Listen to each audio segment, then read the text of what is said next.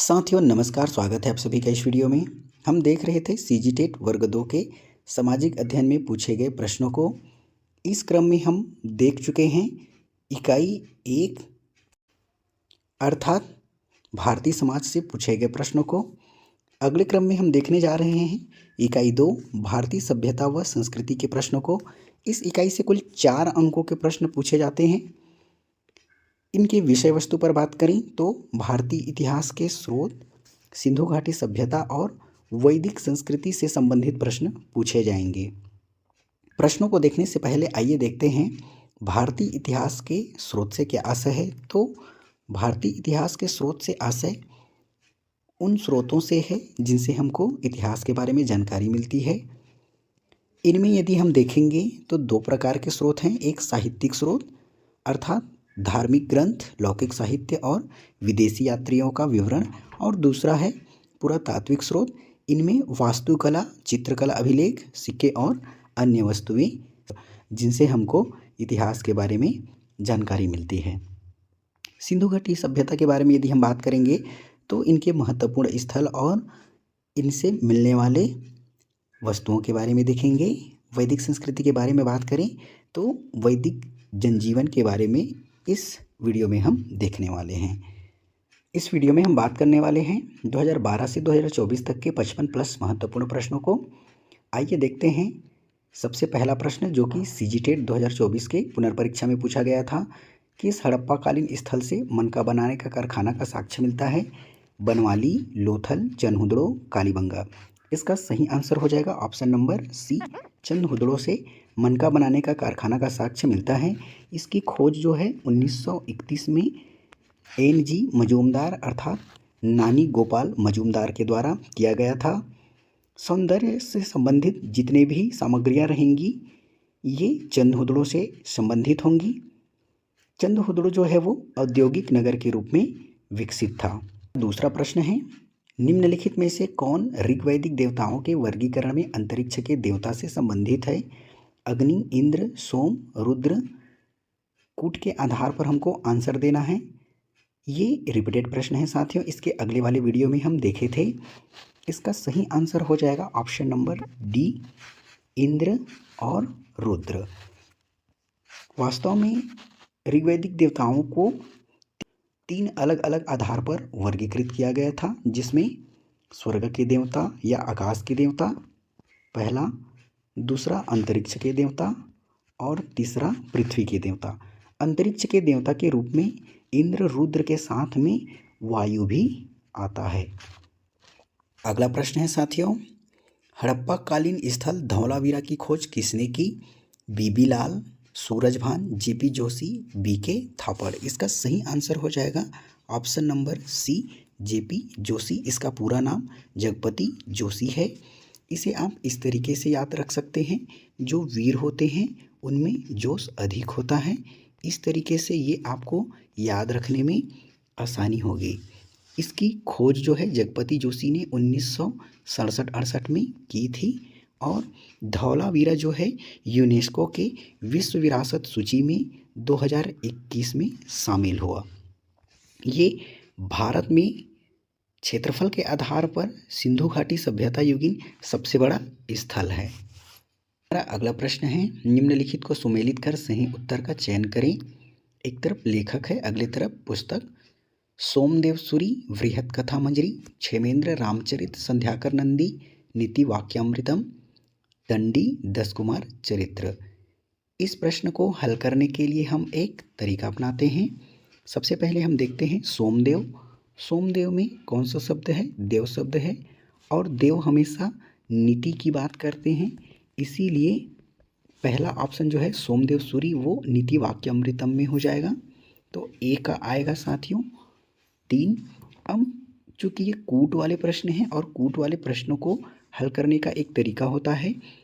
हमारे पास सोमदेव सूरी ए पर 3 नंबर आ रहा है, तो जिसमें ए में 3 नंबर नहीं है उसको हम पहले से काट देते हैं। तो हमारा ऑप्शन नंबर सी और डी पहले से कट गया।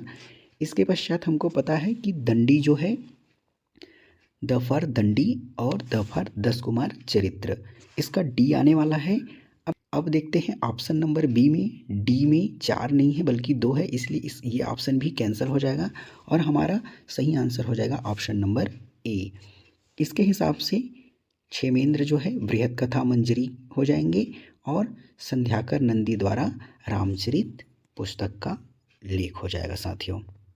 अगला प्रश्न है सीजी टेट 2024 के निरस्त हुए परीक्षा में पूछा गया निम्नलिखित में से कौन सा सही सुमेलित नहीं है? मुद्रा, पूरा लेख शास्त्र, अभिलेख, मुद्रा शास्त्र, प्राचीन दस्तावेज, पूरा लिपि शास्त्र।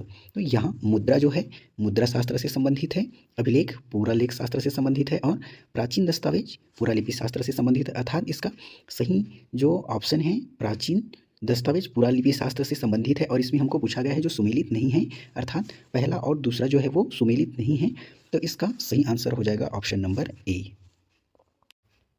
हमारा अगला प्रश्न है निम्नलिखित में से कौन सा स्थल प्रागैतिहासिक चित्रकला के लिए प्रसिद्ध है? अजंता, भीमबेटका, बाघ या अमरावती? इसका सही आंसर हो जाएगा option number B, Bhimbetka. Bhimbetka Madhya Pradesh के रायसेन जिले में स्थित है और यहाँ लगभग 30,000 वर्ष पुराने शैलचित्र देखने को मिलते हैं। इन शैलचित्रों को बनाने में प्राकृतिक रंगों का प्रयोग किया गया था और गेरुआ, लाल और पीले भूरे रंग के कई जानवरों और आखेट करते हुए आदमी के चित्र यहाँ से देखने को मिलते हैं। अन्य ऑप्शन पर बात करें तो अजंता की गुफा जो है महाराष्ट्र के औरंगाबाद जिले में स्थित है और यह यहाँ से बौद्ध धर्म से संबंधित चित्रकारी देखने को मिलती है। बाघ जो है मध्य प्रदेश के धार जिले में स्थित है और इस गुफा में भी बौद्ध धर्म से संबंधित चित्रकारी देखने को मिलती है। ऑप्शन नंबर डी, अमरावती जो है आंध्र प्रदेश में स्थित है और यहाँ से बौद्ध स्तूप देखने को मिलते हैं। अगला प्रश्न है वैदिक काल के संदर्भ में सही है? कथन ए, सन्यासी सदैव पलायनवादी नहीं थे। कारण, सन्यासी वास्तव में कुछ मौलिक प्रश्नों के उत्तर खोजने में संलग्न थे। ऑप्शन नंबर ए, कथन ए और कारण आर दोनों सही हैं और कारण आर कथन ए की सही व्याख्या करता है। कथन और कारण दोनों सही हैं लेकिन कारण कथन की सही व्याख्या नहीं है। कथन सही है लेकिन कारण गलत है। कथन गलत है लेकिन कारण सही है। इसका सही आंसर हो जाएगा ऑप्शन नंबर ए, कथन ए और कारण आर दोनों सही हैं और कारण कथन की सही व्याख्या करता है। वास्तव में सन्यासी जो है सदैव पलायनवादी नहीं थे, ये बिल्कुल सही है क्योंकि वे कुछ मौलिक प्रश्नों के उत्तर खोजने के लिए ही पलायन करते थे, इसलिए ऑप्शन नंबर ए सही आंसर हो जाएगा। अगला प्रश्न है सिंधु घाटी सभ्यता में गोदीबाड़ा डॉकयार्ड के अवशेष कहाँ मिले हैं? कालीबंगा, मोहनजोदड़ो, बनावली, लोथल। इसका सही आंसर हो जाएगा Lothal, option number D. Lothal से गोदीबाड़ा या डॉकयार्ड के अवशेष मिले हैं। इसकी खोज जो है 1954 में रंगनाथ राव के द्वारा की गई थी और लोथल जो है गुजरात के अहमदाबाद में भोगवा नदी के तट पर स्थित है। हमारा अगला प्रश्न है पाई का शुद्धतम मूल्य या मान 3.1416 निम्नलिखित में से किसने बताया? ब्रह्मगुप्त, भास्कराचार्य, वराहमिहिर या आर्यभट्ट? इसका सही आंसर हो जाएगा आर्यभट्ट। आर्यभट्ट ने अपनी पुस्तक आर्यभट्टी में पाई का जो शुद्धतम मान है 3.1416 बताया और इस पुस्तक की जो रचना है उन्होंने 499 ईस्वी में की। अगला प्रश्न है शिक्षक भर्ती परीक्षा 2023 से रामायण के लेखक कौन हैं? तुलसीदास जी, सूरदास जी, महर्षि वाल्मीकि, महर्षि वेदव्यास। इसका सही आंसर हो जाएगा ऑप्शन नंबर सी, महर्षि वाल्मीकि जो है वो रामायण के लेखक हैं। इसके अन्य ऑप्शन पर बात करें तो तुलसीदास जी द्वारा रामचरितमानस लिखा गया है, सूरदास जी द्वारा सूर सारावली और साहित्य लहरी लिखा गया है, महर्षि वेदव्यास के द्वारा महाभारत का संकलन किया गया है। अगला प्रश्न है इंडिका के लेखक कौन हैं? चंद्रगुप्त, चाणक्य, मेगास्थनीज या फिर प्रेमचंद? इसका सही आंसर हो जाएगा option number C, Megasthenes. Megasthenes Seleucus Nicator का राजदूत था और इन्होंने चंद्रगुप्त मौर्य के दरबार में लगभग 14 वर्ष व्यतीत किए थे और इसी समय इन्होंने इंडिका की रचना की थी, जिसमें सामाजिक राजनीतिक जीवन का वर्णन मिलता है। हमारा अगला प्रश्न है, सिंधु सभ्यता थी ग्रामीण, नगरीय, कृषि आधारित या लौहयुगीन? इसका सही आंसर हो जाएगा ऑप्शन नंबर बी, नगरीय सभ्यता। सिंधु घाटी सभ्यता से मिले पक्की सड़कों, विशाल स्नानागार और पक्की नालियों से पता चलता है कि ये एक नगरीय सभ्यता थी। अगला प्रश्न है, सबसे प्राचीन वेद है सामवेद, यजुर्वेद, ऋग्वेद या अथर्ववेद? इसका सही आंसर हो जाएगा option number C, Rigveda. Rigveda की रचना जो है 1500 ईसा पूर्व से 1000 ईसा पूर्व के मध्य में हुई। शेष तीनों वेद जो हैं 1000 से 600 ईसा पूर्व के मध्य रचना किए गए हैं। अगला प्रश्न है जो कि शिक्षक भर्ती 2019 में पूछा गया था। 17वीं शताब्दी की रचना जयचंद्रिका छत्तीसगढ़ राज्य के किस लेखक ने लिखा है? प्रहलाद दुबे, गोपाल मिश्र, बाबू रेवाराम या माखनलाल चतुर्वेदी? इसका सही आंसर हो जाएगा option number A, Prahlad Dubey.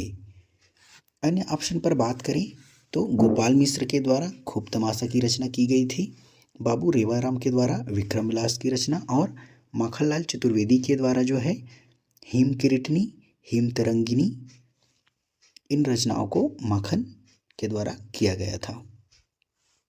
अगला प्रश्न है, सिंधु घाटी सभ्यता में लोगों का मुख्य पेशा क्या था? कृषि, पशुपालन, मत्स्य पालन, उपरोक्त में से कोई भी नहीं। इसका सही आंसर जो है हो जाएगा ऑप्शन नंबर ए, कृषि जो है सिंधु घाटी सभ्यता के लोगों का मुख्य व्यवसाय था।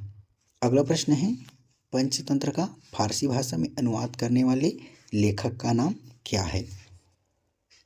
बदायूनी, अबुल फजल, दारा शिकोह या फैजी? इसका सही आंसर हो जाएगा ऑप्शन नंबर बी, अबुल फजल।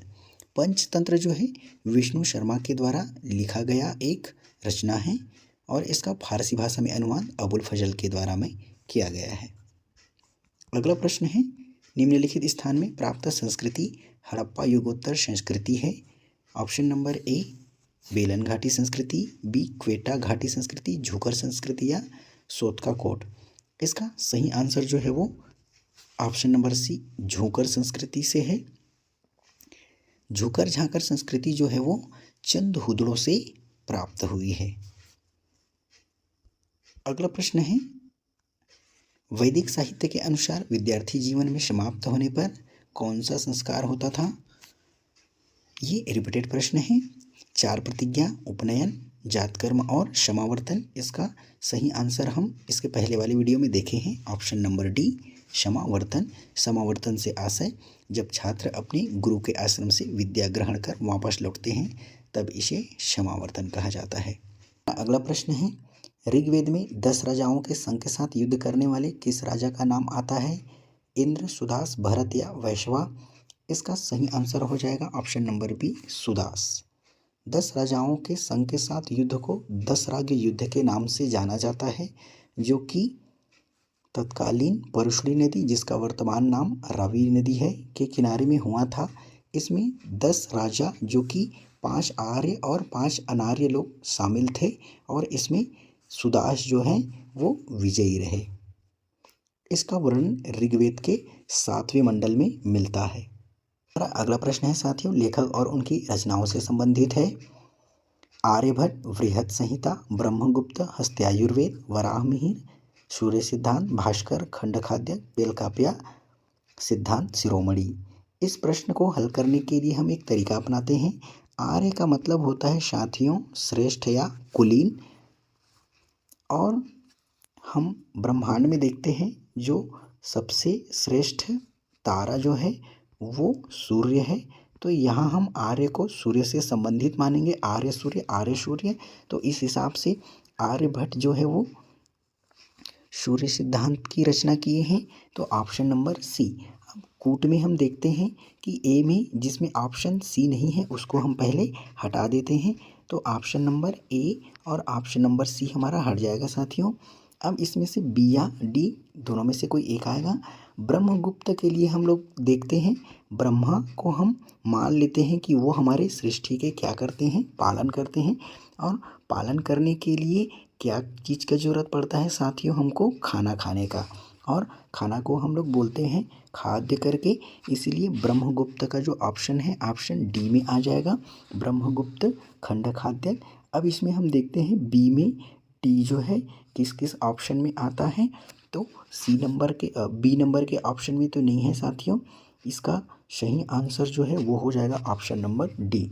तो हम लोग क्रम से एक बार देख लेते हैं। आर्यभट्ट जो है सूर्य सिद्धांत, ब्रह्मगुप्त जो है खंड खाद्य, वराह मिहिर को हम लोग मान सकते हैं साथियों। वराह जो है मान लेते हैं कि एक बड़ा सा जानवर है, और बड़ा जानवर मतलब वृहत प्रकार का जानवर मान लेते हैं। इसलिए वराह मिहिर को हम लोग संबंधित करेंगे ऑप्शन नंबर ए के साथ में। तो सी में ए आ गया, डी भास्कर जो है, और ई नंबर पहला काव्य का जो हो जाएगा हस्त्यायुर्वेद। हस्त्यायुर्वेद में हाथी से संबंधित स्वास्थ्य प्रबंधन के बारे में बताए गए हैं। अगला प्रश्न है, सिंधु घाटी सभ्यता से संबंधित स्थल और शवाधान की पद्धतियाँ। इनमें एक तरफ स्थल दिए हैं और अगले पक्ष में शवों को दफनाने के तरीके। हड़प्पा ईंटों से बने हुए कक्ष, लोथल बक्सों में शवाधान, कालीबंगा बर्तनों में शवाधान, सुरकोतड़ा दोहरा शवाधान। आइए इस प्रश्न को भी एक ट्रिक के माध्यम से हल करने का प्रयास करते हैं। हड़प्पा जो है बक्सों में शवाधान का तरीका अपनाते थे, तो हम एक क्या बना देते हैं, बक्सा बना देते हैं, और बक्सा के अंदर में क्या लिखते हैं, हड़प्पा। तो इससे हमको याद रहेगा साथियों कि हड़प्पा जो है वहाँ बक्सों में शवाधान के तरीके अपनाते थे। कालीबंगा पर यदि हम लोग बात करेंगे तो कालीबंगा तो इसमें दिया है ईंट से बने हुए कक्ष। तो ईंट का रंग कैसा था यदि पूछा गया, तो ईंट जो है ज़्यादा पकने की वजह से कौन सा रंग हो गया था, काला रंग। तो ईंट से बने हुए कक्ष जो है वो कालीबंगा से संबंधित हो जाएंगे। लोथल, थल से क्या पता चल रहा है साथियों कि थल में किसी भी प्रकार का पेड़ पौधा जो है वो कहाँ पर उगता है, थल में। और पौधों के रंग कैसे होते हैं, तो हरा। हरा शब्द से हम लोग कनेक्ट करते हैं दोहरा, अर्थात लोथल में दोहरा शवाधान, या इसी को युगल शवाधान के नाम से भी हम लोग बोलते हैं। तो लोथल में जो है साथियों दोहरा शवाधान। और सुरकोतड़ा जो है बर्तन में शवाधान से संबंधित हो जाएगा। इसके लिए हम लोग क्या ट्रिक अपनाएंगे साथियों, सुरकोतड़ा के लिए हम लोग अपनाएंगे कि मान लीजिए बर्तन जो है आपस में टकराते हैं, तो उनसे क्या आता है, आवाज़ आता है। और आवाज़ किससे संबंधित है साथियों, सुर से संबंधित है।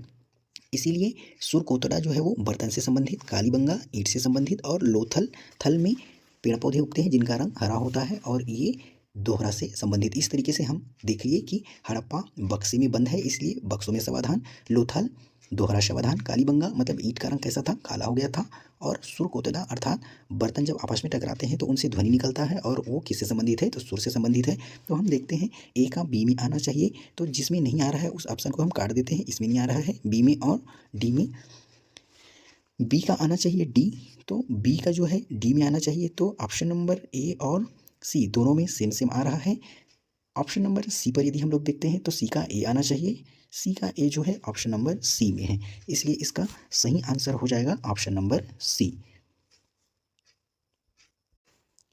हमारा अगला प्रश्न है, भारतीय उपमहाद्वीप के ऐसे दो स्थान जो चावल के साक्ष्य के लिए जाने जाते हैं जो सबसे प्राचीन हैं, अमरी कोल्डिहवा मेहरगढ़ या गुमला। इसका सही आंसर जो है हो जाएगा ऑप्शन नंबर बी, कोल्डिहवा और मेहरगढ़। एक कोड हम लोग लगाते हैं इसमें साथियों कि जब हम मैहरगढ़ गए तो वहाँ पर हवा जो है वो ठंडी हवा बह रही थी। जब हम मेहरगढ़ गए तो हवा कैसे बह रही थी साथियों, ठंडी, इसलिए कोल्डिहवा मेहरगढ़ दोनों। अब हम लोग चावल के साथ में कैसे कनेक्ट करेंगे, चावल में क्या है साथियों, बल, चावल में क्या है, बल है। तो हवा में क्या रहता है साथियों, आप देखे होंगे हवा बहुत ज़्यादा जब बहता है तो उसमें क्या रहता है, बल रहता है। इस हिसाब से चावल के जो साक्ष्य हैं वो मेहरगढ़ और कोल्डिहवा से मिलता है। प्रश्न क्रमांक 23वां, निम्नलिखित में से कौन सा कथन वैदिक संस्कृति के संबंध में सत्य है। वैदिक संस्कृति सीधी और सरल थी। वैदिक संस्कृति ने महिला सशक्तिकरण को महत्व दिया है। वैदिक संस्कृति एकेश्वरवाद पर आधारित थी। ऑप्शन नंबर डी, वैदिक संस्कृति ने यज्ञों को महत्व दिया था। इसका सही आंसर हो जाएगा साथियों ऑप्शन नंबर डी। इसके अन्य विकल्पों पर हम बात करें तो वैदिक संस्कृति सीधी और सरल थी, ये ऑप्शन बिल्कुल गलत है साथियों, क्योंकि वैदिक संस्कृति अलग अलग कर्म कांडों और यज्ञ अनुष्ठानों पर आधारित थी, अर्थात ये सीधी नहीं थी। ऑप्शन नंबर बी, वैदिक संस्कृति ने महिला सशक्तिकरण को महत्व दिया था। इसमें जब हम उत्तर वैदिक काल में आते हैं तो महिलाओं की स्थिति में बहुत गिरावट होती है, जिससे यह नहीं कहा जा सकता कि महिला स्थिति को महत्व दिया। सी पर बात करें, वैदिक संस्कृति एक ईश्वरवाद पर आधारित थी। तो वैदिक संस्कृति में इंद्र, मित्र, वरुण, अग्नि और अन्य कई देवताओं के जिक्र मिलते हैं, जिससे ये पता चलता है कि ये बहुदेववाद पर आधारित थी। अतः इसका सही आंसर जो हो जाएगा, वैदिक संस्कृति ने यज्ञों को महत्व दिया। अगला प्रश्न है साथियों, निम्नलिखित में से कौन सा भारतीय इतिहास का स्रोत नहीं है? पुरातात्विक स्थल, लोक साहित्य, इमारतें या साहित्य। जब हम वीडियो को शुरू किए तो सबसे पहला ही हम लोग देखे साथियों कि जो पुरातात्विक स्रोत है वो इतिहास जानने के स्रोत होते हैं, इसलिए ये तो आंसर आएगा ही। अलग अलग हम लोग जब हम लोग स्मारक या इस इमारत का बात करते हैं तो ये भी आता है। साहित्य की बात हम लोग करते हैं तो साहित्य में भी देखे थे कि अलग अलग धार्मिक ग्रंथ या फिर अलग अलग यात्रियों का विवरण, लेकिन लोक साहित्य से हमको इतिहास जानने का स्रोत नहीं मिलता। अतः इसका आंसर हो जाएगा ऑप्शन नंबर बी। हमारा अगला प्रश्न है साथियों, प्राचीन काल में भारत के बाहरी विश्व के साथ सांस्कृतिक संबंधों का प्रमुख कारण निम्नलिखित में से क्या था? सैन्य अभियान, व्यापारिक संबंध, नौजहाजरानी अभियान, इनमें से कोई नहीं। इसका सही आंसर हो जाएगा साथियों व्यापारिक संबंध। वास्तव में हम प्राचीन काल में जब देखते हैं तो सैन्य अभियान के लिए हम लोगों को जरूरत तब पड़ता था जब हमको युद्ध करने होते थे, लेकिन एक सामान्य स्थिति में हमको व्यापारिक संबंध जो है वो हमेशा बना रहता था, इसलिए इसका सही आंसर जो हो जाएगा वो होगा व्यापारिक संबंध। हमारा अगला प्रश्न है जो कि CGTET 2019 का है, लेखक और उनकी रचनाएं। साथियों ये प्रश्न जो है वो मुगल कालीन से संबंधित है, लेकिन इस जगह रखने का उद्देश्य केवल ये है क्योंकि ये भी हमें इतिहास जानने के स्रोत उपलब्ध कराते हैं। इसके ऑप्शन पर यदि हम बात करें, मुल्ला दाऊद, तारिक ए अल्फी, मुतमाद खां, नुस्खा ए दिलखुश, खफी खां, इकबालनामा, भीमसेन, मुंतखाब उल लुआब। इसमें सब लोग हम लोग इस ऑप्शन में हम लोग देखते हैं साथियों, सबसे पहले ऑप्शन नंबर डी भीमसेन। आपको एक घटनाक्रम याद करना है साथियों, जब भीमसेन ने एक राक्षस था जिसका नाम था हिडिंबा, हिडिंबा को मार मार के इन्होंने दिल खुश कर दिया था। किनका दिल खुश कर दिया था? जिस गांव में रहते थे और जिस गांव में ये राक्षस ने आतंक मचाया था साथियों, तो इस राक्षस को मारने के बाद में उस गांव के लोगों का दिल क्या हो गया था? खुश हो गया था। तो डी में ऑप्शन कौन सा आ जाएगा? 2। अब हम देखते हैं डी में कौन सा ऑप्शन 2 है, तो ये हमने काट दिया साथियों, अर्थात इसका सही आंसर हो जाएगा ऑप्शन नंबर ए। तो इसके हिसाब से हम देखेंगे ए में पहला आएगा मुल्ला दाऊद में तारिख ए अल्फी, बी में मुतमाद खां में आएगा इकबाल नामा, और सी जो है खाफी खां में मुंतखाब उल लुआम। हम एक और यहाँ पर कनेक्ट कर सकते हैं खाफी खां से खाब, खाफी खां से किसको कनेक्ट कर सकते हैं? खाब को। प्रश्न क्रमांक 27वां है जिसमें सिंधु घाटी सभ्यता के स्थल दिए हैं और उनसे संबंधित भौगोलिक स्थान। पहला है हड़प्पा, घग्गर नदी, मोहनजोदड़ो, रावी नदी, कालीबंगा, खंबात की खाड़ी और लोथल सिंधु नदी। इसमें हम लोग देखते हैं साथियों, इसमें भी हम लोग ट्रिक लगाते हैं कि ह से हम लोग देखते हैं हरा, ह से हड़प्पा और रा से रावी नदी। तो हम देखते हैं कि ए में कौन सा आ जाएगा? Option number 2। अब हम ऑप्शन को काटना शुरू करते हैं। ए में 2 कौन से में है? बी में नहीं है, सी में नहीं है और डी में नहीं है। इन तीनों को हम काट दिए तो हमारा ऑप्शन आ जाएगा साथियों ऑप्शन नंबर ए, सही आंसर हो जाएगा। चलिए हम लोग देखते हैं इसके अन्य ऑप्शनों को। तो मोहनजोदड़ो जो है वो सिंधु नदी के तट पर स्थित है। एक शब्द हम लोग कॉमनली पढ़ते हैं साथियों या बोलते हैं कि मोसी, मोसी बोलते हैं। मो से मोहनजोदड़ो और सी से सिंधु नदी। कालीबंगन जो है वो घग्घर नदी के किनारे में है और लोथल जो है वो हो जाएगा खंभात की खाड़ी से संबंधित। वास्तव में लोथल जो है वो भोगवा नदी के तट पर स्थित है। और हम लोग इसको कैसे कनेक्ट कर सकते हैं साथियों, लोभी मनुष्य को भोगना पड़ता है, इसलिए लोथल जो है वो भोगवा नदी के तट पर स्थित है। और वास्तव में लोथल जो है खंभात की खाड़ी के आसपास का क्षेत्र है, इसलिए ये यहाँ पर भौगोलिक स्थान के रूप में दिया गया है। हमारा अगला प्रश्न है, निम्नलिखित में से वेद एवं उससे संबंधित ब्राह्मण ग्रंथ जो कि सुमेलित नहीं है, इनका पता लगाना है। ऋग्वेद, ऐतरेय, सामवेद, जैमिनी, यजुर्वेद, तैत्तरेय, अथर्ववेद, शतपथ। ब्राह्मण ग्रंथ से आशय है साथियों वेद की सरल व्याख्या करने के लिए जिसकी रचना की गई वह ब्राह्मण ग्रंथ है। इसमें जब हम लोग ऑप्शन को देखते हैं तो ऋग्वेद का जो ब्राह्मण ग्रंथ है ऐतरेय और कौशितकी है। सामवेद का ब्राह्मण ग्रंथ है जैमिनी। इसके अलावा पंचविश, षड्विश और तांडव है। यजुर्वेद की भी दो हैं, तैत्तरेय और शतपथ। और अथर्ववेद का जो ब्राह्मण ग्रंथ है वो है गोपथ, अर्थात इसका चौथे नंबर का ऑप्शन सुमेलित नहीं है और यही इसका क्या हो जाएगा, सही आंसर हो जाएगा। अगला प्रश्न है प्रश्न क्रमांक 29, रचना और उनके लेखक। इसमें यदि हम लोग देखते हैं तब अष्टाध्यायी, वराहमिहिर, मुद्रा राक्षस, विशाखदत्त, वृहत संहिता, वराहमिहिर, मृच्छकटिकम, शूद्रक। कूट वाले प्रश्नों को साथियों जब हमें एक आंसर पता चल जाता है तो बाकी के ऑप्शन को काटने के पश्चात हमारा आंसर के करीब आसानी से हम जा सकते हैं। इसके लिए हम एक फिर तरीका उपयोग करते हैं, अष्टाध्यायी। अष्टाध्यायी मतलब होता है 8 अध्याय। यहाँ पर हम एक ट्रिक अपना रहे हैं साथियों। एक आदमी था जो कि पुस्तक पढ़ रहा था और जब वह 8 अध्याय तक पढ़ लिया तो उनको कहा गया कि आप पानी पी लीजिए, पानी पी लीजिए। तब उन्होंने कहा कि पानी नहीं चाहिए। क्या कहा साथियों, पानी नहीं चाहिए।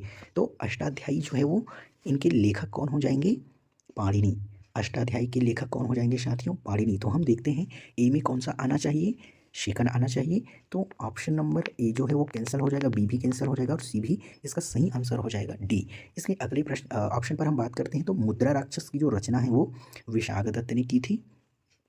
वृहत संहिता जो है वो वराहमिहिर से संबंधित है और मृच्छकटिकम जो है वो शूद्रक की रचना है। यहाँ पर इसके पहले वाले प्रश्नों पर हम बात किए थे साथियों कि वराह जो है वो बड़ा होता है और बड़ा जो है उसको हम लोग एक और नाम से जानते हैं वृहत। तो वृहत संहिता वराहमिहिर से संबंधित है। हमारा अगला प्रश्न है साथियों, वैदिक युग के धार्मिक जीवन के संबंध में निम्नलिखित में से कौन सा कथन सत्य है। एक ईश्वरवाद की अवधारणा मौजूद थी, यज्ञों के महत्व का विस्तार हुआ, प्राकृतिक चिन्हों की प्रार्थनाओं में वृद्धि हुई, मानव जीवन को आश्रमों में विभाजित किया गया। चलिए चलते हैं इसके ऑप्शन को देखते हैं। एक ईश्वरवाद की अवधारणा मौजूद थी तो अभी हम देखे थे वैदिक युग में इंद्र, मित्र, वरुण, अग्नि ऐसे अनेक देवताओं का पूजा अर्चना किया जाता था, जिससे पता चलता है कि ये बहुदेववाद का था, अर्थात पहला ऑप्शन गलत है। यज्ञों के महत्व का विस्तार हुआ, यह ऑप्शन भी गलत है साथियों। प्राकृतिक चिन्हों की प्रार्थनाओं में वृद्धि हुई, यह ऑप्शन भी गलत है। और ऑप्शन नंबर डी है, मानव जीवन को आश्रमों में विभाजित किया था, ये सही बात है।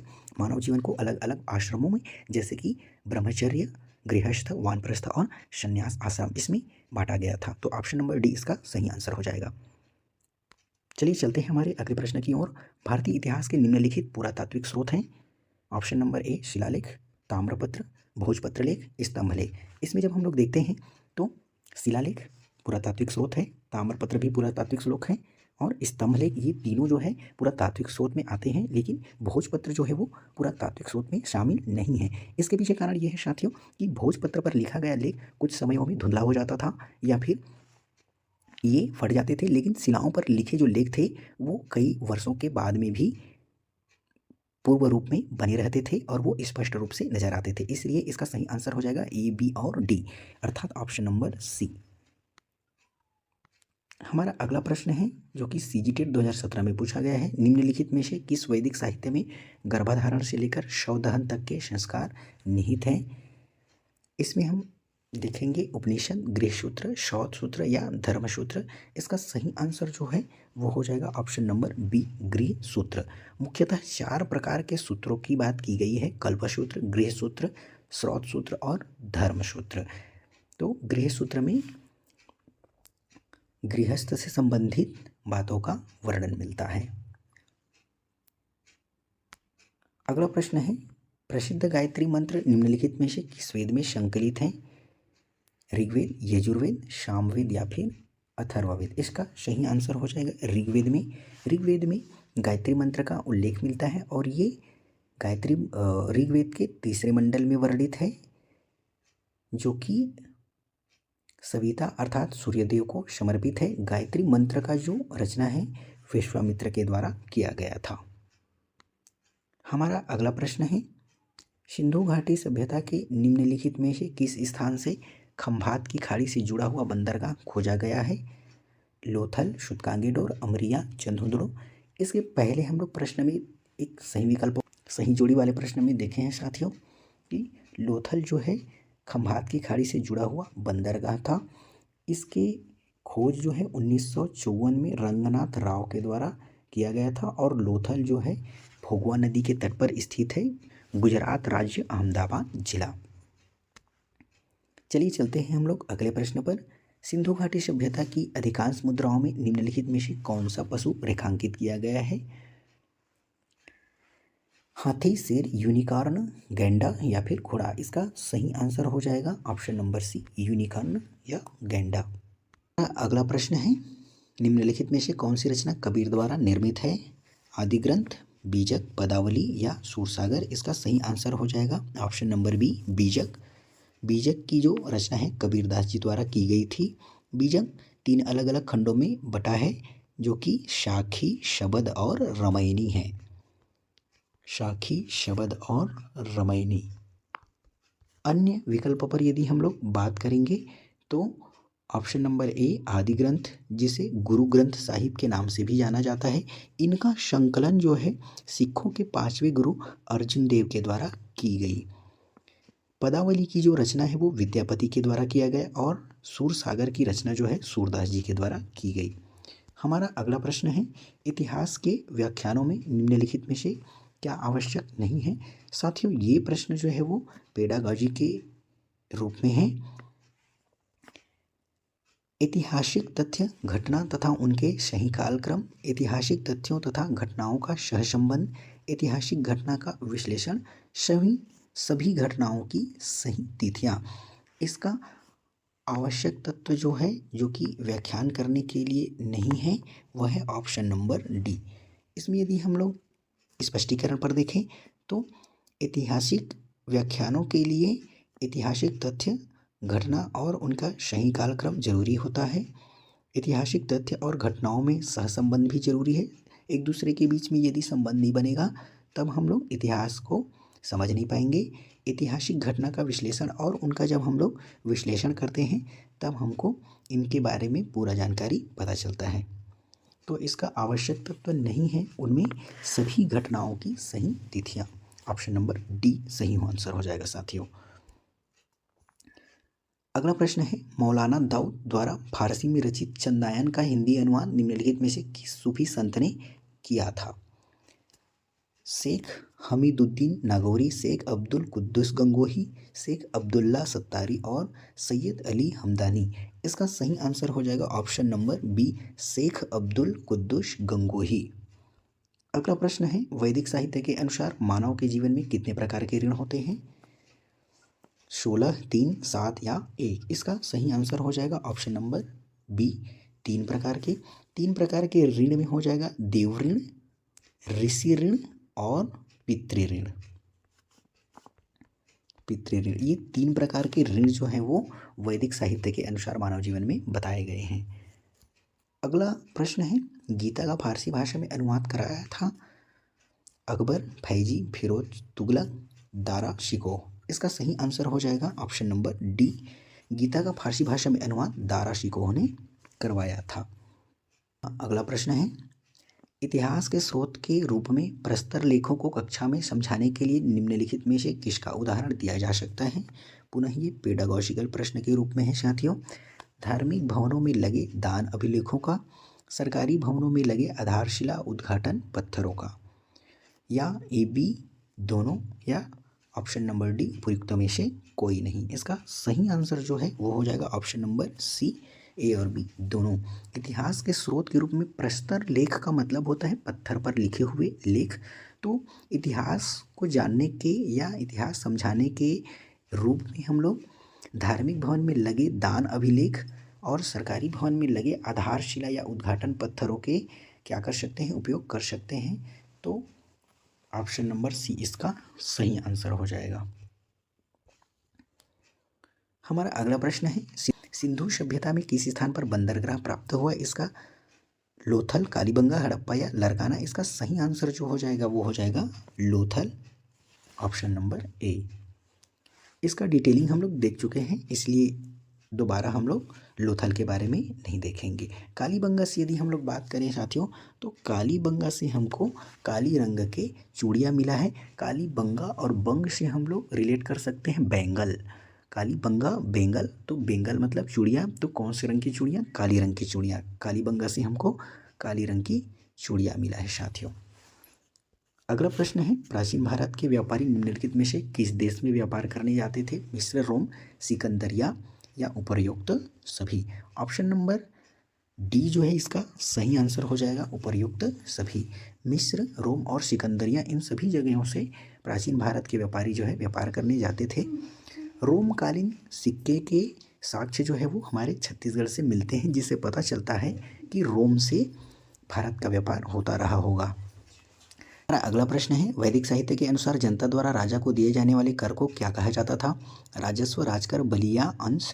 राजस्व जो है राज्य का कुल आय होता था, जो कि कर, जुर्माना और अन्य क्षेत्रों से प्राप्त होता था। राजकर जो है प्रशासन संबंधी व्यवस्थाओं को सुचारू रूप से चलाने के लिए जनता द्वारा राजा को दिया जाता था, ये अनिवार्य कर होता था। बलि जो है जनता द्वारा राजाओं को भेंट स्वरूप या उपहार स्वरूप दिया गया नजराना होता था और ये स्वैच्छिक होता था।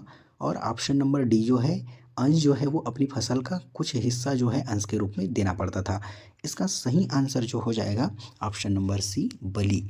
बलि अर्थात जिसे जनता अपने मन से या स्वेच्छा से राजा को देते थे। अगला प्रश्न है, गांधार कला पर किस विदेशी कला का प्रभाव है? ऑप्शन नंबर ए मिस्र, बी चीनी, सी रोमन और डी यूनानी। इसका सही आंसर हो जाएगा ऑप्शन नंबर डी यूनानी। गांधार कला से आशय इंडो ग्रीक या इंडो यूनानी कला से है। हमारा अगला प्रश्न है, खजुराहो मंदिर किस राजवंश के राजाओं द्वारा निर्मित किए गए? राजपूत, चोल, चंदेल या पल्लव? इसका सही आंसर हो जाएगा ऑप्शन नंबर सी, चंदेल वंश के राजाओं द्वारा। चंदेल वंश के राजाओं द्वारा खजुराहो के मंदिर को मध्य प्रदेश के छतरपुर में स्थापित किया गया। 950 ईस्वी से 1050 ईस्वी में यह नागर शैली में बनी हुई मंदिर है और इसका मुख्य विषय है कामुक भाव से युक्त मूर्तियों के लिए यह विश्व विख्यात है। और इसी के तर्ज पर हमारे छत्तीसगढ़ के भोरमदेव में स्थित मंदिर को भी छत्तीसगढ़ का खजुराहो के नाम से जाना जाता है। हमारा अगला प्रश्न है साथियों, सत्यमेव जयते लिखा गया है हितोपदेश से, ऋग्वेद से, मुंडकोपनिषद से या महाभारत से? इसका सही आंसर हो जाएगा मुंडक उपनिषद में सत्यमेव जयते शब्द का उल्लेख मिलता है। हमारा अगला प्रश्न है, लोथल खाली स्थान था, हड़प्पा सभ्यता का बंदरगाह व्यापारिक केंद्र, हड़प्पा की कृषि तकनीक का केंद्र, हड़प्पा सभ्यता की मूर्तिकला का केंद्र या सिंधु सभ्यता का शिक्षा केंद्र? इसका सही आंसर हो जाएगा ऑप्शन नंबर ए, लोथल जो है एक बंदरगाह व्यापारिक केंद्र था। साथियों, लोथल से संबंधित प्रश्न जो है वो लगातार रिपीट हो रहे हैं। इसका मतलब लोथल जो है वो महत्वपूर्ण प्रश्न से संबंधित हो सकता है। आप इससे संबंधित जितने भी प्रश्न बनते हैं उसको जरूर देखें। अगला प्रश्न है, पंच सिद्धांतिका के रचयिता कौन थे? आर्यभट्ट, अरश्वघोष, ब्रह्मगुप्त या वराहमिहिर? इसका सही आंसर हो जाएगा ऑप्शन नंबर डी, वराहमिहिर। अन्य विकल्पों पर बात करें तो आर्यभट्ट के द्वारा आर्यभट्टी की रचना की गई, अश्वघोष के द्वारा बुद्ध चरित्र और ब्रह्मगुप्त के द्वारा खंड खाद्य की रचना की गई थी। वराहमिहिर के द्वारा एक और रचना जो कि वराह से मैं रिलेट करा रहा था, वराह बड़ा होता है अर्थात वृहत संहिता की रचना भी वराहमिहिर द्वारा की गई थी। अगला प्रश्न है, वह कौन सी एकमात्र भाषा है जो चीनी तिब्बती लिपि में भारतीय नोटों पर छपी है? ऑप्शन असमी, बंगला, मणिपुरी या उड़िया? इसका सही आंसर हो जाएगा ऑप्शन नंबर ए, असमी जो है वह एकमात्र भाषा है जो कि चीनी तिब्बती लिपि में भारतीय नोटों पर छपी है। साथियों, भारतीय नोटों पर कुल 17 भाषाओं में लेख लिखे जा सकते हैं, जिनमें से हिंदी और अंग्रेजी जो है सामने में और शेष के 15 भाषा जो है वो पीछे के पेज पर होते हैं। 51वां, निम्नलिखित में से कोंकणी किस प्रदेश की मुख्य भाषा है? केरल, मिजोरम, गोवा या अरुणाचल प्रदेश? इसका सही आंसर जो हो जाएगा गोवा का प्रमुख भाषा जो है वो कोंकणी है।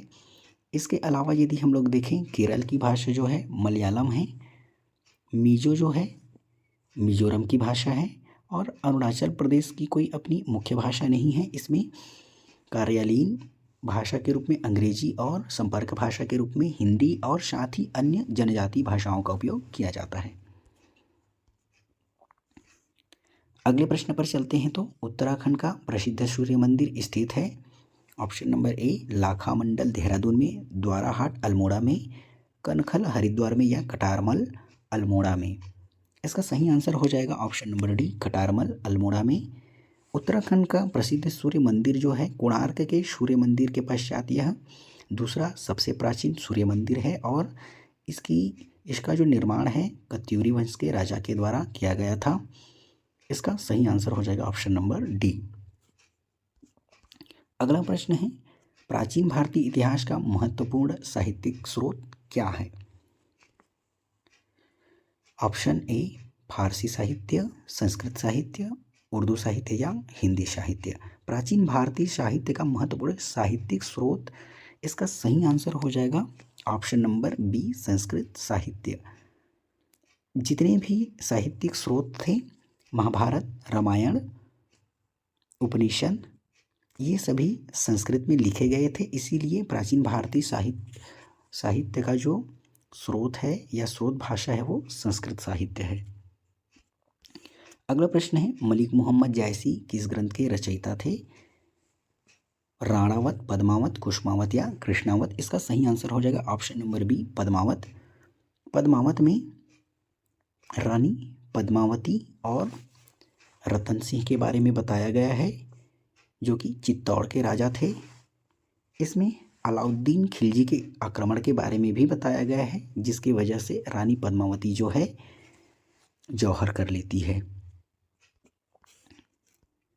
55 नंबर का प्रश्न है, सिंधु घाटी सभ्यता के किस स्थान की सर्वप्रथम खुदाई की गई? मोहनजोदड़ो, कालीबंगन, हड़प्पा या लोथल? साथियों, इसका सही आंसर हो जाएगा हड़प्पा। हड़प्पा की जो खोज है 1921 में दयाराम साहनी के द्वारा की गई थी। इसको ट्रिक के माध्यम से यदि आप याद करना चाहें तो ये ट्रिक है, हद करके हड़प्पा जो है सबसे पहला खोजा गया, अर्थात 1900 में खोजा गया स्थल था, और ह से हड़प्पा और द से दयाराम साहनी के द्वारा 1921 में हड़प्पा को खोजा गया। मोहनजोदड़ो जो है वो दूसरे क्रम में खोजा गया स्थल था 1922 में, और इसका खोज जो है वो राखाल दास बनर्जी ने किया। कालीबंगन की खोज अमलानंद घोष के द्वारा की गई थी 1953 में। इसके अलावा बीबी लाल और वीके थापर भी इससे संबंधित थे। लोथल जो है, लोथल की खोज को हम बता चुके हैं साथियों, 1954-55 में रंगनाथ राव के द्वारा किया गया। अगला प्रश्न है, निम्नलिखित में से कौन सा वेद आंशिक रूप से हिंदी में है? ऋग्वेद, यजुर्वेद, सामवेद या फिर अथर्ववेद? इसका सही आंसर हो जाएगा ऑप्शन नंबर डी, अथर्ववेद जो है वो आंशिक रूप से हिंदी में है। अगला प्रश्न है, हड़प्पा सभ्यता का संबंध किस विदेशी सभ्यता से था? इनका, एज़टेक, बेबीलोनिया या माया?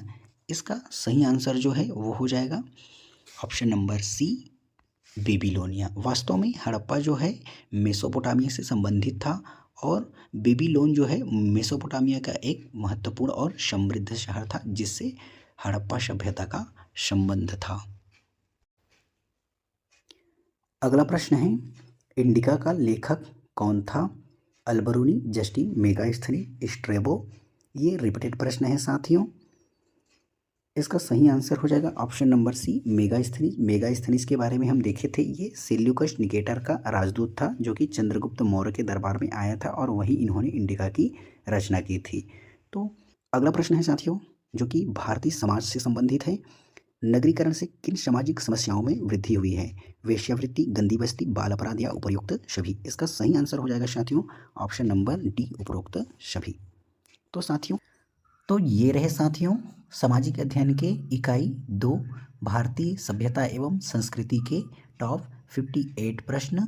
इन प्रश्नों में लेखक और उनकी रचनाओं से लगातार प्रश्न पूछे जा रहे हैं, साथ ही लोथल से भी प्रश्न लगातार आ रहे हैं। आप इनके अलग अलग स्थल और उनके नदियों को अवश्य देखें।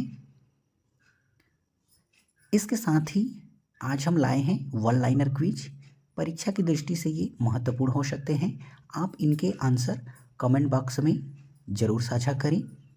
पहला प्रश्न है, सामवेद किससे संबंधित है? दूसरा, सिंध का बाग या नखलिस्तान किसे कहा जाता है?